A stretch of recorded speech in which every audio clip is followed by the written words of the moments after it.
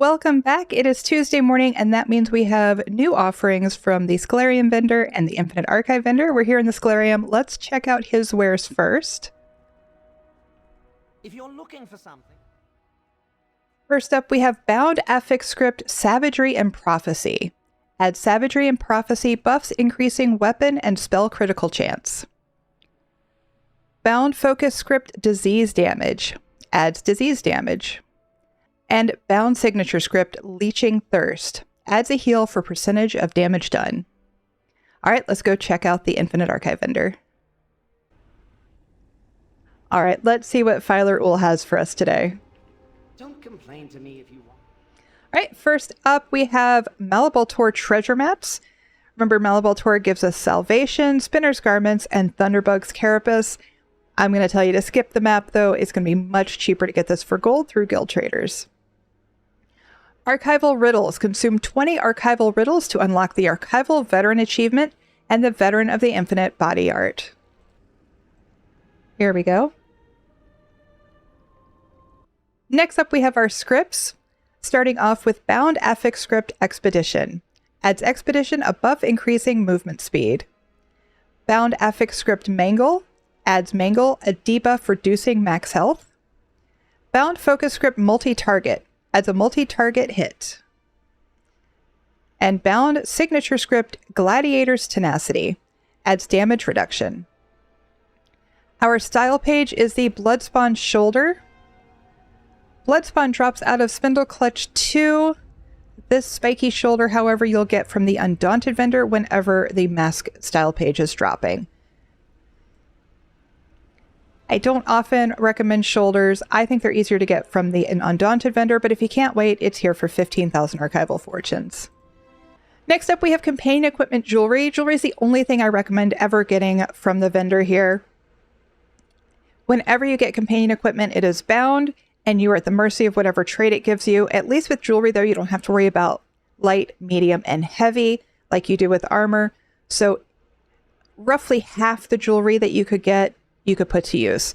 So not the worst thing you could buy. I'm still probably going to skip it, but if you're looking for companion jewelry, this is not a bad price.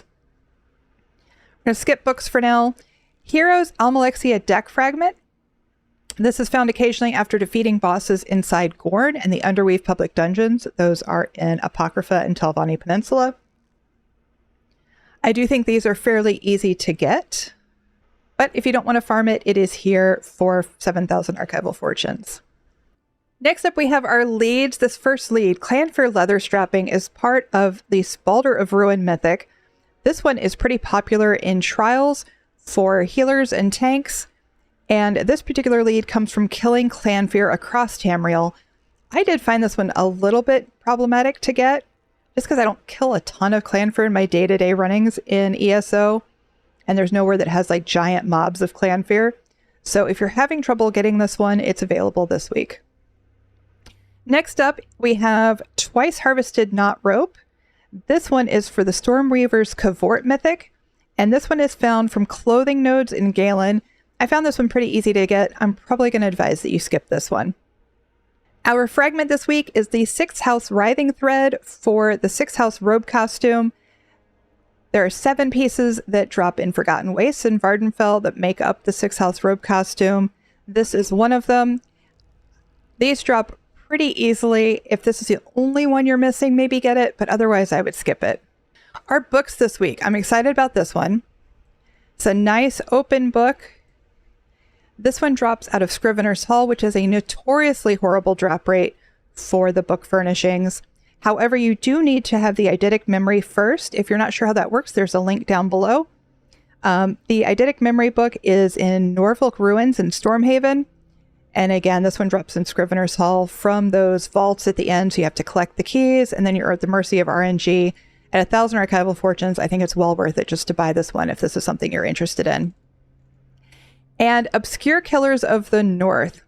The look of this book is something we've seen a lot of. And in fact, this particular book we've seen in Infinite Archive in the vendor before, back in April. But if you didn't get a chance to get it, if you missed it, it is here this week.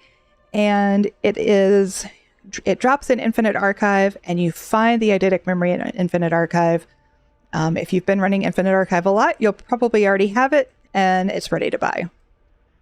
All right, I think that's everything. Let's run an arc of Infinite Archive and see what new gear is dropping this week. Every week we see gear from a DLC zone and a base game zone. Okay, we just ran 2 arcs, and it looks like Overland gear dropping is from Alakir Desert. That includes Order of Diagna, Robes of the Withered Hand, and Sword Singer.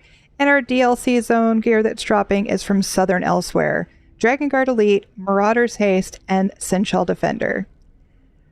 That's it for this week. We'll see you in the next one.